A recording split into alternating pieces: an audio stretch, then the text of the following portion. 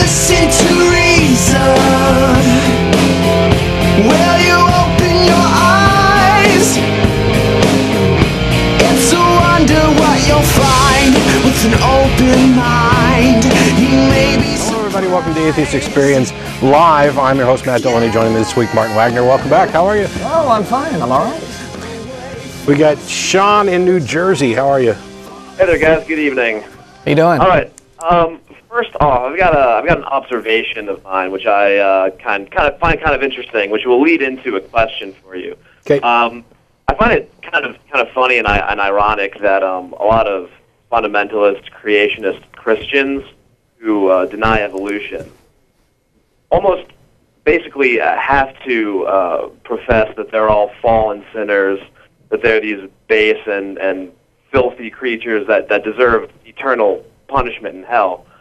But as soon as you say that they're descended from primates, don't you call me a monkey? Yeah. That's way too much of an insult for me. Say that I deserve to go to hell. Say that I'm a dirty sinner, but don't say that we share a common ancestor with apes. That's just going too far. Yes, it's one of life's many little ironies that you encounter. But going into that, as far as Christianity's concept of sinners and what we deserve and how low we all are, I was wondering if you think that might point towards a non-human authorship. If religion and Christianity is really just a human construct, then why would we portray ourselves as so low and so worthy of damnation, so filthy? Wouldn't we build ourselves up as great? No. Because that doesn't benefit the religion. Building individuals up as great benefits the individual. Tearing individuals down and saying that the religion is what can save you, that's what benefits the religion. Well, so then does that... A lot of people always say that a big function of religion is to show exhibit control over lower over people who believe it. It's a great way for kings to rule over people, and it's a great way to control people. Yeah, but it doesn't control people in like the George Orwell 1984 sense. It doesn't do it overtly. It does it through this careful sort of manipulation of a person's own attitudes, right? Makes them do the work, right? What Christianity does through all of this talk about sin and original sin and how fallen we are, but don't worry because God loves you and He sent Jesus, etc., etc., etc. This is all about tearing down the self-esteem of the individual in order to reconstruct it in such a way that the religion is now at the center of that self-esteem. Yeah, extreme fundamentalist Christians in particular, but fundamentalists who have this type of view, they are the battered wives of religion. They are the, oh, he really loves me, I'm just not, oh, that was my fault, I'm just good enough. And what this does is it benefits the institution or individual that's in control by tearing down and belittling the other individual. And I guess it's just that battered spouses and not battered wives, because evidently there's some guys in that position too. Yeah, somewhere, yeah. Well, I guess my question then is, well, then why was it like that to begin with? I mean, you say well, it benefits the religion, but man created the religion.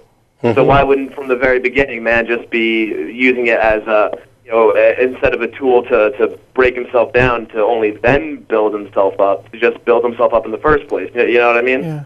Because, well, religion... I can't... I'm sorry, I was just going to say, because the Christian faith took many centuries to evolve into what it is right now. I mean, when you... hundreds and hundreds of years, and throughout this entire process, you began to get, it went from just, I guess if we want to go ahead and take for the sake of argument that all this stuff happened, it went from Jesus and his disciples all the way up to now a very big church with its own politics, and then getting, and then all of this comes into play, and then suddenly there are armies that the church supports, and it becomes a big political movement, and this all takes time to develop, so it... something could start out being entirely benign and then get corrupted and then turn into something really horrible that's completely contrary to what it used to be. In fact, I saw an editorial cartoon some years ago, back when all of the televangelism money scandals were happening with was Jim Baker, Jimmy Swaggart, and this, that, the other, right? His was sex. Yeah. Well, it was sex, money, just corruption, and what happened was, I think Falwell's group was going to take over Baker's when Baker ended up going to jail, and then Falwell came out and said, "Oh, I'm disgusted by all this," and and so I saw an editorial cartoon at the time that was basically all of these fat men in business suits, in a big corporate setting, said "Godco" on the wall, and and they're all looking at spreadsheets and charts and graphs and what have you, and and on the phones, and there's 20 of them, and then in this corner of the room, like Jesus, looking all meek with his little shepherd staff, walks in, and one of the guys yells at him, says, "How the hell did you get in here?" Right? I mean, it's just sort of something could. Yeah, so something could start out and be entirely benign, and then just and then it takes on a political life of its own and becomes bad.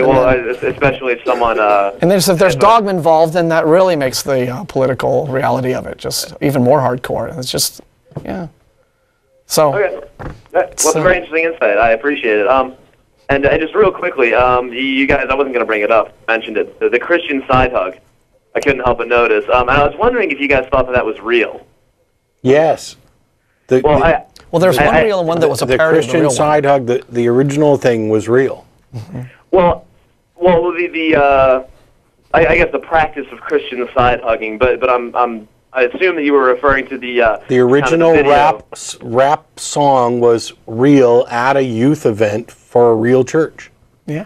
Well, that's what I thought might have been the case at first also, but afterwards I saw what I thought were some legitimate interviews. Now maybe it wasn't. I wasn't sure. Which were saying how it was parody, that it was actually kind of Christians maybe poking fun a little bit at themselves for some kind of. Okay, then they're just as bad at that as they are at discerning reality. I've seen plenty of parodies of their side hug that were side-splittingly funny, but the first one, it did not have the ring of parody, and you don't get up at a megachurch as part of a series of songs and messages for your youth group and say something that you don't mean. Okay, all right. Well, that's certainly a valid opinion. I would encourage you though to at least check it out online. If I've been duped and it was never legit, I definitely would like to know. Well, I wouldn't say you were duped, because I think you of all people certainly wouldn't put it past some fundamentalist organizations to have a song like that. It's one thing. They did it. If they're going to then claim that it's parody, quite frankly, I'm more likely to believe that their claim that it was parody has come because they finally were shown how stupid it was. Yeah, well, that's the other thing that I was thinking. It's like when you say something, somebody goes, "What the hell's wrong with you?" Hey, man, I was just joking. CYA.